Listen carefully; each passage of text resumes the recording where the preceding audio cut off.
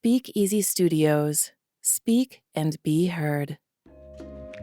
Have you ever walked into a house or building and wonder how it was designed? Or look at your own home and wonder how you can improve it? My name is Kathleen Garito with KG Interior Design. This podcast is for experienced designers, those new to the industry, and people that just want to improve their own homes. We will discuss tips and insights for all of your design needs. Thanks so much for joining us again today. Another episode of Speak Easy Studios, and I'm excited today because we are introducing a brand new podcast. This one's going to be a little bit different from the ones that you've heard on our network before, talking more about interior design, showing you some of the looks, giving advice on that front. And I'm excited today to be joined by Kathleen Garito. How are you, Kathleen? I'm great. How are you? I'm doing awesome. So as I mentioned, we are introducing your podcast. So the point of this conversation is really to get to know you on a personal level, because as we go throughout the podcast and the different episodes, we're going to be learning about what you do and how good you are at what you do, but just want to learn a little bit more about you today. So as we get started, can you tell us a little bit more about yourself, where you're from, how you got to Florida, and then we could dive more into the business side as well? Sure. So I'm originally from New York, Long Island. And when I was in my early 20s, I decided to move to California, relocate there with a company that I had worked for. And after so many years, I decided to move now here to South Florida, which I love. So I feel like I'm back home again with all my peeps from New York. So that's awesome.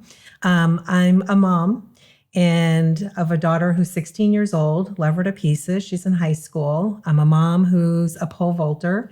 I'm not the pole vaulter. She's the pole vaulter. So let's be clear on that one. So that's kind of cool. That's awesome. Like, it gives us an idea of really how you got to Florida, because I know that we met in a couple of different networking groups. Correct. And then over time, I've gotten to know you a little bit more and more about who you are, what you do. Obviously, we were talking before we even started shooting this. Love your personality. Think you're a great person. But going into the networking groups, one of the first things I learned about you is what you did in terms of the interior design. Do you mind giving us an idea of actually how you got into that, how you got started? And then we could talk more about the lifeline and some of your experiences along the way. Sure. So it's like any other story of somebody who's dabbled into something that they're very passionate about.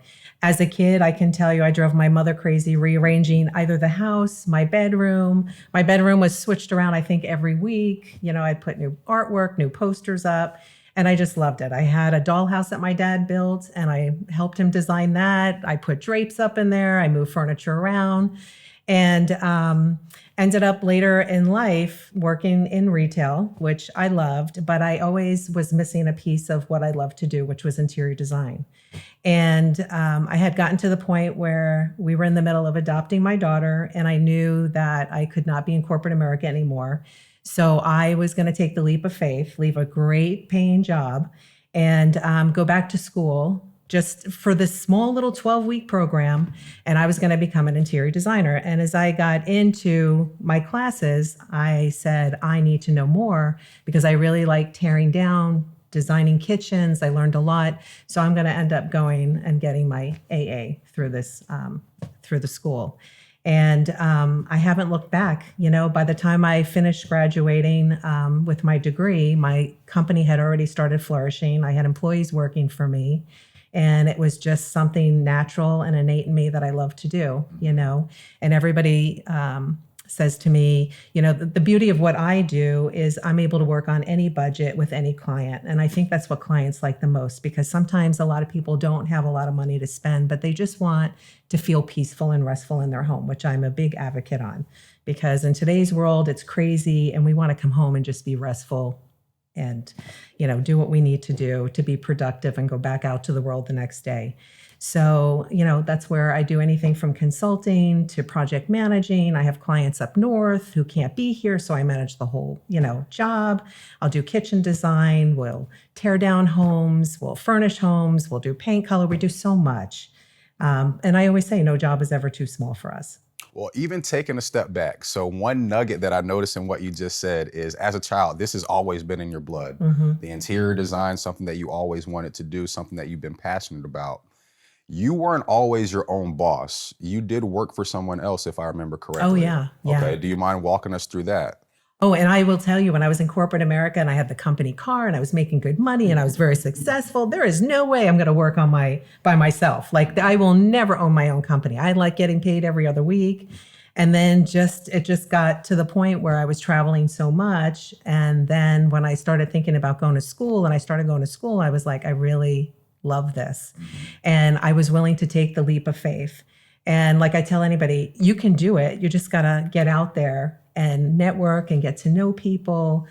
So that helps. That's what helps really with driving the business. And when you're passionate about what you're doing, I'm not working for corporate America anymore. I'm not hating going to work because of my boss that, had to be controlling. I'm my own boss now. I got to wake up in the morning. I got to go to work. And I love working for my clients. I love the projects that I'm on. And it's totally different. I say that I retired many years ago and I don't work a day in my life, because I love what I do. I don't get, maybe there are some stressful times, but there's no self-doubt. I go in there, I design a kitchen, I see it before it's even put together, and when it's innate in you and you're passionate about what you do, it's wonderful. And it doesn't feel like work, like you said.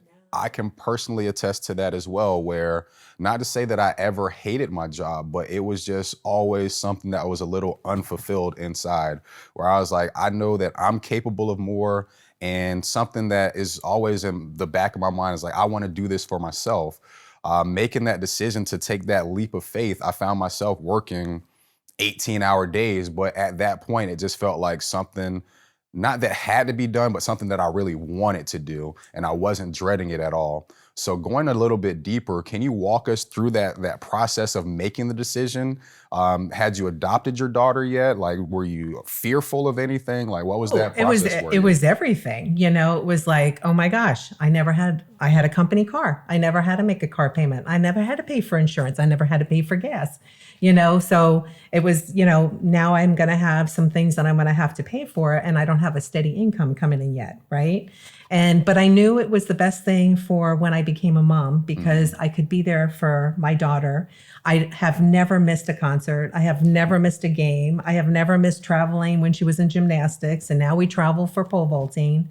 And I have that flexibility, and I can still work 20 hours a day, but when she needs me, I'm able to have that work-life balance. And that's something different from when I worked for corporate America. There was no work-life balance. Your family missed you all the time.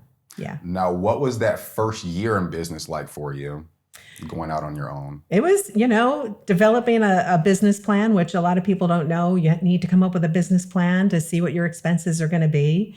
I think a lot of people, when they start their business, they want to do a lot of marketing and spend all this money. I started my business with $500.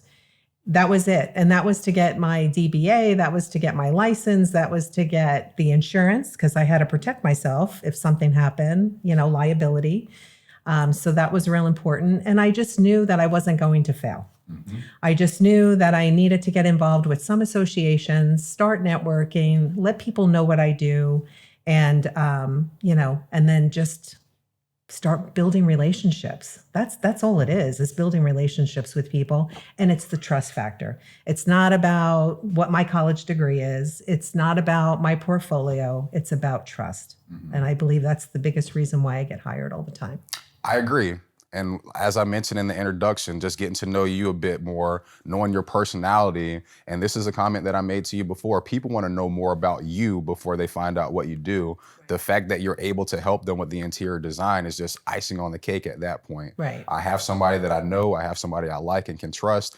Oh, and hey, she does interior design as well. So I think that does go a long way in terms of helping you build the business and get clients. Now, one of the things that I do want to point out, if you guys can see the background, we are in sunny South Florida. You weren't always in Florida. So what was that transition from California to Florida like for you? And why did you make that journey across the country? I always knew I was going to move to Florida. As I got older, my family's on the East Coast. It would have been easier. I just thought, well, maybe Isabella, my daughter, can graduate high school and then I'll make that plunge. And there was something right before 2020 had hit that I got this little bug to go check out South Florida. And when I did, it was like everything just kind of fell into its spot. We found a house. I found out I had friends close by. Family close by, and it just kind of worked out. And then I ended up getting jobs right away. And I ended up, going back and forth from California to here my first year because I had so many clients back in California. So I had the obligation of still doing work, getting the income in, and building my business here as well. So, well, you still do run your operation in California, correct? I do, but it's very minimal because Okay. I want to be here full time. I still have a couple of clients back there. I have clients that are getting ready to purchase a home up in LA and they want me to come and work on it. Absolutely. So a lot of my past clients, if they need me, I'll fly out there and take good care of them. But primarily, I love just being here and working full time. That's awesome. Welcome to Florida. And I know one of the things that you talked about as well is that there isn't really a budget that's too big or too small for you. You're willing to work with anyone. With that being said, what does a typical client look like for you? They're also different. Right now we're really heavy on the remodel side. So a lot of them are redoing kitchen and baths. A lot of homes here in South Florida have been neglected for a very long time. Or we had snowbirds that really didn't spend a lot of time here. And now we're getting full timers down here. So they want to do the renos on the homes. Or they're coming down and their home is brand new and now they need furnishing, lighting, and all the jewelry and the accessories and the drapery and all of that to be added to the home. So we have a lot of that. And then I have clients that really can't afford a lot. I know every retail company out there and what they carry, and we can just specify, a sofa, or I'll give them the specs of how big the sofa should be. So there's no mistakes made. Because the biggest problem that I see out there is we have all these retail like RH, and nothing bad about any of these retail stores, but a lot of their designers are not going to look at every little space and make sure every little thing is measured correctly. And sometimes there's errors to be made. So it's good to invest time in an interior designer who will give you those specs so that you do purchase the right size furniture for the room. Agreed. Mm-hmm. And not to, I guess, perpetuate a stereotype, but me being a guy, I know nothing about interior design. And as we've talked a little bit more and more, just learning a little bit more about what you actually do and what goes into it, do you mind talking a little bit about kind of the scope of the work that you do? So if I was looking to have something done and I have no idea where to start and I call Kathleen, what can I expect? So let's talk about maybe like a typical remodel, okay? Because everybody getting into a remodel, they have no idea. And 100% of the time, what they think a bathroom remodel or a kitchen remodel will cost are definitely off. So I always recommend for me to come in, take a look at the scope of work. If they say, absolutely, we want you to help us on the project, I'll bring in then my general contractor. And I always tell them, let's make sure we get bids on every area so that you're not hit up front with another $100,000 that you have to shell out. And then we'll include the materials, we'll include maybe a rough estimate on lighting and everything else. So this way they know it's going to be $150,000 for that remodel. And then I always say add 5 to 10% more, because once I start opening up the walls in an older home, I don't know what we're going to find. We find crazy stuff between beer bottles, cans, garbage, stack stone. I mean, I've seen it all. And you just never know what you're going to find behind it. So when I prepare them for that, they're usually spot on at the end.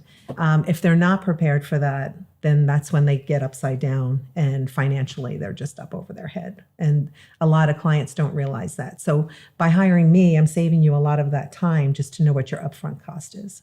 And I would say that is part of the reason that we wanted to start this podcast, is more to be an education resource. Let people know what you do, let them know that you are a resource, but also provide that education. So when they do reach out to their interior designer, they're not starting from ground zero. They have at least some level of basic information where they're more educated than the average consumer when they're having that conversation with you.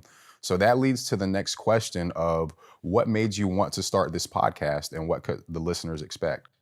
I love teaching, and I think everything in design is learning. Whether you're remodeling, you're doing flooring, it's nice to know good flooring out there, bad flooring out there, just being educated with it.